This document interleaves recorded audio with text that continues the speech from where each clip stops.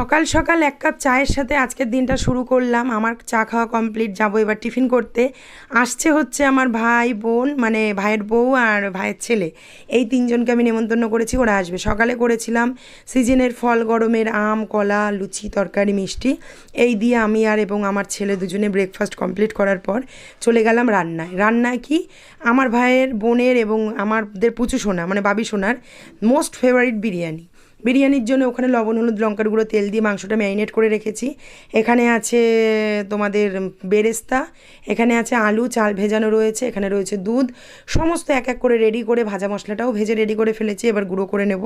সাথে রয়েছে টক দই, মশলা, কেওড়া জল, গোলাপ জল, আতর, আর রয়েছে সাথে কেশর। আর বোন ভাই হঠাৎ আসতে বলেছিলাম অনেক সকালে, ওদের একটু কারণে দেরি হওয়াতে চলে এসেছে, ওরা উপস্থিত হয়ে গেছে। ওরা আস্তে আস্তে আমি বিরিয়ানি রান্না করে ভাপে বসানো কমপ্লিট। এই যে বোনের হাতের এই অবস্থা এখন এই অবধি রয়েছে, হাতটা ওর কেটে গিয়েছিল।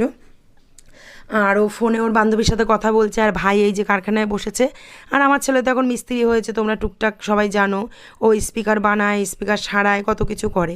তো সকাল সকাল যখনই ওরা দুপুরে যখন চলে এলো, সকাল সকাল না, তখনই আমি আমার ছেলেকে দিয়ে লস্যি আনালাম। দোকানে এই প্যাকেট লস্যিগুলো দারুণ খেতে হয়, সেই লস্যিটা দিয়ে দিলাম এক এক করে সবাইকে। কারখানায় নিয়ে গেল, ভাইকে দিলাম, ছেলেকেও দিয়ে দিলাম, নিয়ে খেলো। আর বোনের যেহেতু ওই হাত দিয়ে মুখ দিয়ে কাটতে পারবে না, সেই কারণে বোনকে কেটে পাইপটা ভরে দিয়ে দিয়েছি। এবার পাইপটা ঢুকে যেই গেছে, বোন হেসে ফেলেছে, এই যে পাইপটা ঢুকে গেল। আর বোন তখন হেসে ফেলেছে যে একটা হাত না থাকলে মানুষের কী হয়। তো যাই হোক, হাত এখন অনেক ভালো আছে, সুস্থ আছে, স্বাভাবিক আছে। এখন সেলাই কাটাও হয়ে গেছে, এটা বহুত দিন আগের ভিডিও, সেই জন্য। তারপরে এখানে পুচুকে দিলাম, পুচু তো খায়নি। এদিকে বলতে বলতে আমি স্নান করে ঠাকুর পুজো দিয়ে এইবার বিরিয়ানি নামাবো। বিরিয়ানিটা এখানে বসানো হয়েছে। বিরিয়ানির প্রসেস যেহেতু আমি অনেক ভিডিওতে দেখিয়েছি, ওই জন্য এই ভিডিওটাতে দেখাইনি। যাই হোক, যখন বাড়িতে কেউ আসে না, ভীষণ মনে আনন্দ হয়। তারা যেটা পছন্দ করে সেটা রান্না করে খাওয়ালে আরও মনটা বেশি ভালো লাগে। তো যাই হোক, বিরিয়ানিটা দুর্দান্ত হয়েছিল। এইবার সকাল সকাল সবাইকে ডেকে নিলাম যে তাড়াতাড়ি চলে আসো, সব 2টো বেজে গেছে খেতে। এই বিরিয়ানি বেড়ে দিয়েছি, সাথে ডিম সেদ্ধ। পকনকে বলেছে, শুধু বিরিয়ানি একটু টেস্ট করার জন্য নিয়ে গেছিলো বাবান, সেখান থেকে পকন খেয়ে বলছে, ও পিপি তুমি আমাকে ডিম দাওনি। সেই শুনে আবার দৌড়িয়েছে ডিম সেদ্ধ করার জন্য। তো যাই হোক, এখানে বসে দেখো, ভাত খাওয়ার আগে ডিম। সব বাচ্চাদের, আমি কোনো বাচ্চাকে আজও পর্যন্ত শুনিনি বা আমার জানা নেই যে সেই বাচ্চাটা ডিম ভালো খায় না। আমার বাবানও ছোটোবেলায় ভীষণ ডিম পছন্দ করতো, ডিম দিলে ওর আর কিছু লাগে না।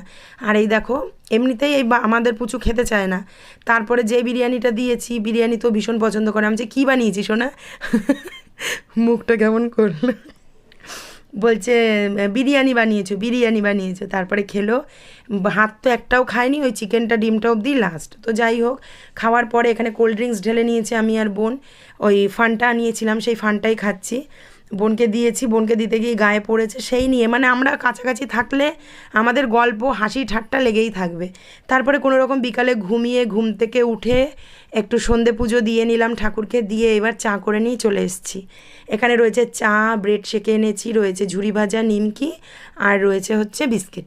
যে যেটা খাবে, যে যেটা পছন্দ করে খেয়ে উঠে আমরা খুব হাসি ঠাট্টা করছিলাম, এবং তার সাথে আমি আমার দোকানটাও দেখছিলাম। পকনকে বলেছিলাম দুপুরবেলায় যদি ভাতটা খায় তাহলে ওকে ফুচকা এনে দেবো, ভাত খায়নি। এদিকে ও পিপি তুমি বলেছো ফুচকা এনে দেবে, ফুচকা এনে দাও। তারপরে দিলাম ওদেরকে ফুচকা এনে। আমার আর বোনের জন্য এখানে এনেছি চপ। চপ আনার পর চপ টপ খেয়ে ভাইকে ফোন করলাম, লুচি বা পরোটা কিছু করার আমার একটু আইডিয়া ছিল।